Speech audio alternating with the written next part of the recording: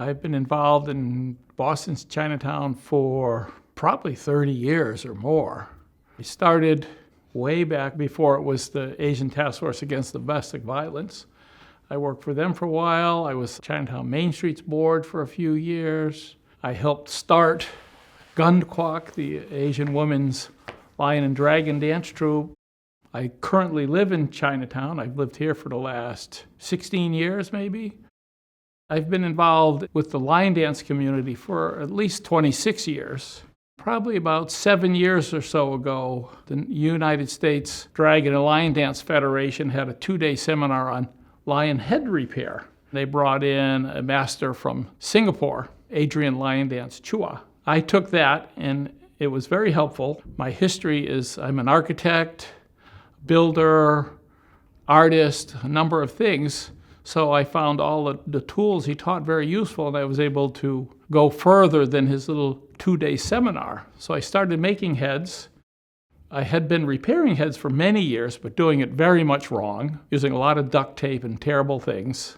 But the heads work, but they get heavier and heavier. So after this seminar, I started making more quality repairs. At some point, I'm married, I have a couple kids, and we moved to Malaysia for 2 years. I was going to learn more lion dance. We put our kids in international school, and we were there about 6 months, and COVID hit. We were locked down, couldn't leave the house. We were there for 2 years. So I started making lion heads full-time while I was there, really pursuing the art. The materials were available, everything was there. So I really advanced myself. My wife and I have actually traveled through Asia for the last 25 years or more. And over the last 25 years, we've been visiting lion dance troupes and lion head makers, and recently starting to visit actual masters of lion head, which is wonderful. The popularity of Southern lion dance has sort of overwhelmed the lion dance community. Everybody does Southern lion dance. You have Haksan and Fatsan lion dance, and it's competition. So everybody wants to compete and everybody wants to win the medal. So it's just very hard competition. But what's happening to all the other forms of lion dance, they're all starting to fade or become extinct or go away. You have Pixu lion dance, you have Hakka lions, you have Taiwan lion heads, you have Taiwan green-faced lions, you have all these wonderful lion dance things still happening in mainland China, especially in Taiwan and Sarawak. There's a big Hakka community there, reviving the Hakka lion heads, box-mouth lions. So we've been traveling around meeting some of these people, and I've spent a couple of trips in Sarawak learning the Hakka lion, learning how it's made from some of the masters down there. So I've been really trying to focus more on the lion heads and things that are basically going extinct. They're not so popular now due to the Southern lion dance. There was a Master Bong in Lundu, Malaysia, who was bringing back the Hakka lion. It's a long rectangular head with a mouth, and his grandfather used to perform it, and it's essentially gone. So now he's revived it and he's making them. They're now flourishing in Sarawak. And when it clicks its mouth, it's like wooden. It really bangs. It sounds like firecrackers. One thing I learned in Penang from the Chin Sing lion dance troupe, they started performing with what they call 5 directions, 5 elements heads: water, earth, metal, fire, and wood. And so it's out of the Taoist tradition. That's one of the ultimate lion dances you can do. The 5 directions, 5 elements actually control all of the heavens and earth, and they bring harmony to heavens and earth. So whatever you're doing, it all comes back to Taoism or back to the going with the flow, as we all heard. That is the ultimate universal law. Very rare. I've only seen it performed live once, and there's only a couple examples on the internet of it at all.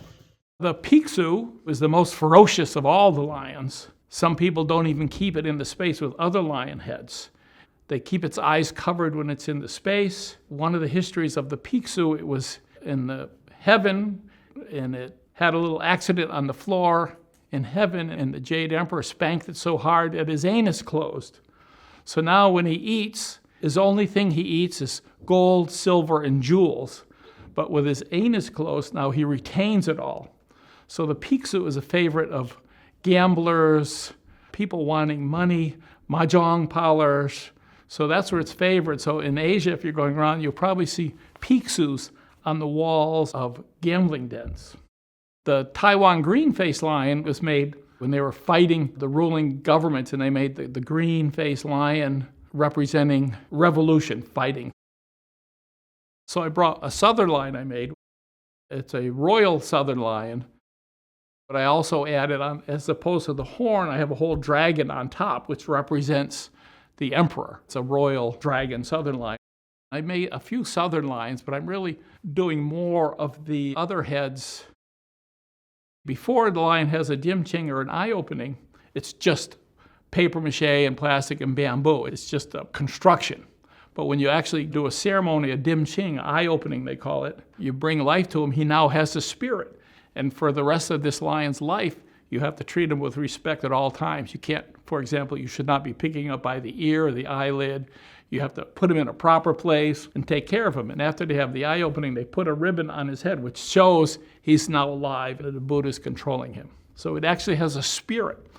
When the lion's finally done, when it's worn out, lions don't last too long. When it's really beat, you don't throw it away. You have to burn it and send it back to heaven. Also, accompanying the lion quite often is the big head Buddha. There's a few different stories on him, but he actually controls the lion. He's in control of the lion.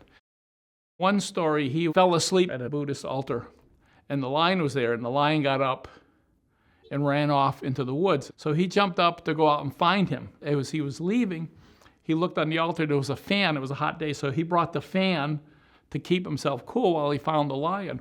Well, it was a magic fan with ultimate powers. So when the Buddha finally caught up with the lion, he was able to bring him back and control him. And quite often you'll see a ribbon on the lion's head or something, which means the Buddha's controlling him.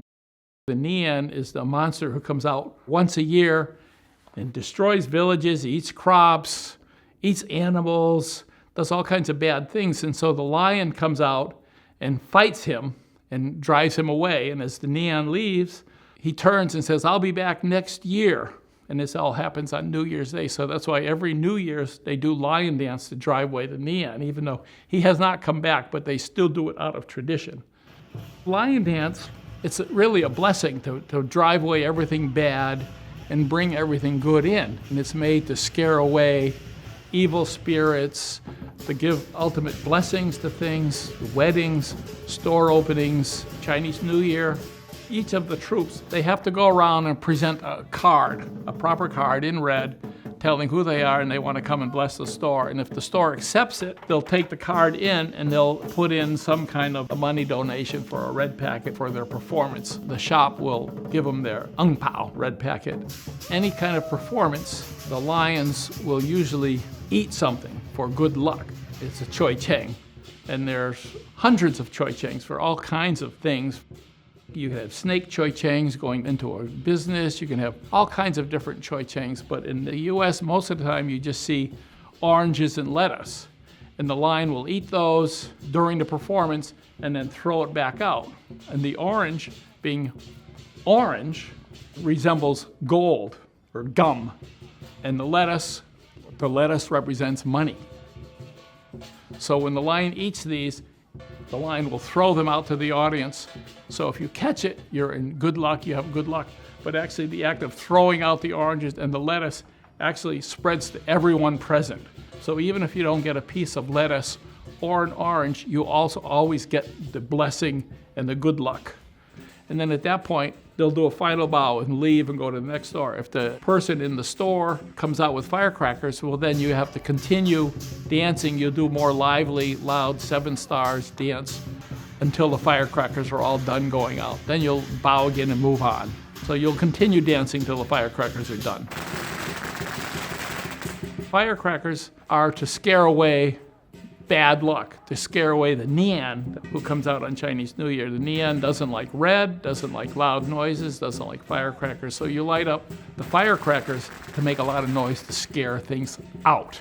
Some say lion dance is the ultimate Asian art because it encompasses everything in Asian art. You have painting, you have handicrafts, you have storytelling, you have costumes, you have music. You have all of the arts in Asia combined in this one dance where it's all there.